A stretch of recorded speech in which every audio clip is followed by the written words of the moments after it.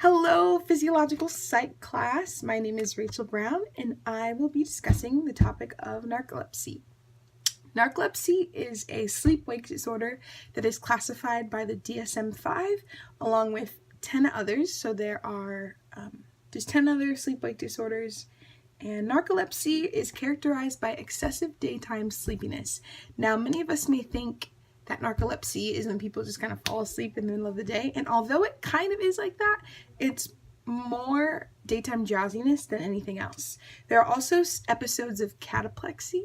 And cataplexy is a sudden loss of muscle tone or paralysis triggered by strong emotional responses like laughter or stress or excitement.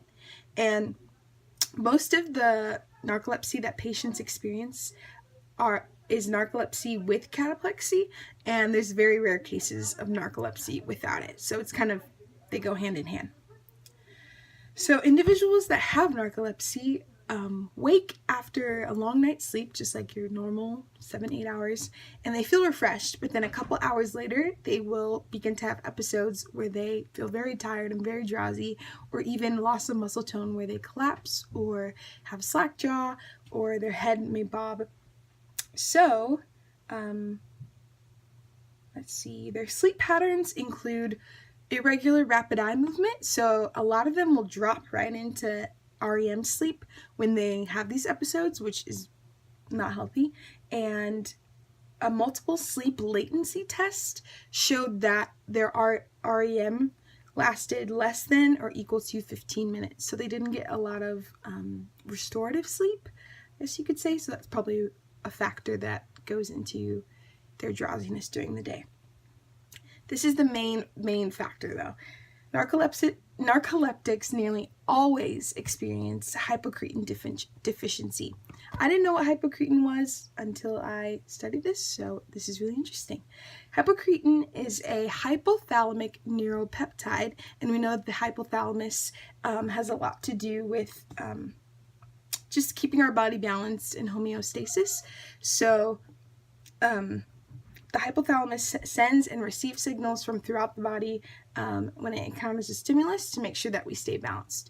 So these hypocretin peptides have a very sleep-specific role, and they definitely do a lot for our REM sleep. So when we wake up in the morning, and most of us that are watching us, hopefully all of us, are not narcoleptic, and when we wake up in the morning, these hypocretins in our hypothalamus are going to send out, they're like, all right, it's time to go, and they prohibit REM sleep from happening.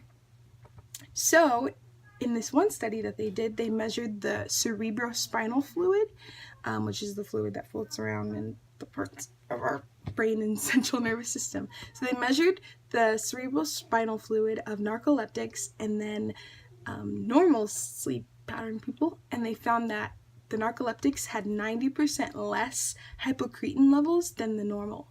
And this definitely boosted the evidence that hypocretin was a major factor in narcoleptic patients. So, for the physiology of cataplexy, emotions that go through the amygdala and their movement to the brainstem cause decreased excitation of the non-adrenic neurons in the lateral pontine tegmentum and a lot of other areas of the amygdala. So together with the increased inhibition of skeletal motor neurons, the loss of muscle tone happens, and that's why people with narcolepsy will collapse. So it's kind of difficult to diagnose because there are so many different factors that go into it, and there's a lot of different brain areas. There's glutamate, there's GABA receptors that are involved. Treatment options now include 4 main medications, and there's modafinil, there's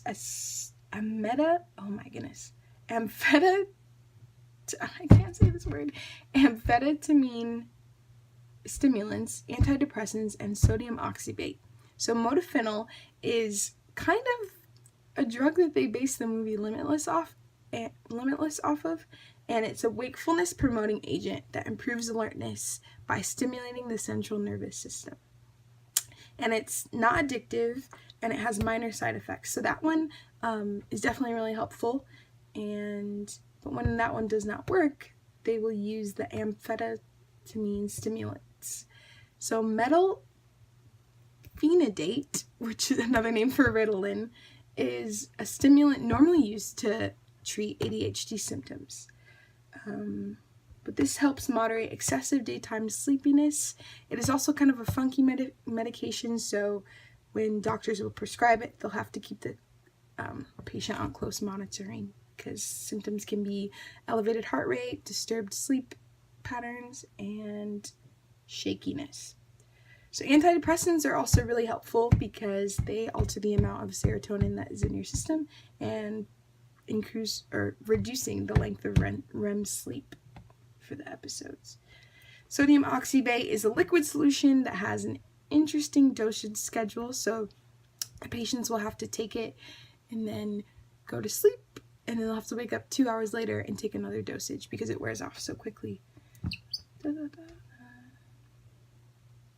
So lifestyle changes also should accompany drug therapy. So kind of how we need to alter our sleep schedules and exercise regularly and not drink alcohol or take drugs or tobacco. That's the same thing that these patients should be doing. So those would enhance the effects of the drugs that they're using and also just improve their quality of sleep. So sleep is a very important part of our lives, and we definitely need to watch that. But people with narcolepsy are marked by excessive sleepiness, and the patients suffer for the rest of their lives. But multidimensional treatment is available, and there are a lot of support groups out there that help aid in that. So the increasing studies of narcolepsy will lead to a more comprehensive understanding of sleep biology. Thanks for watching.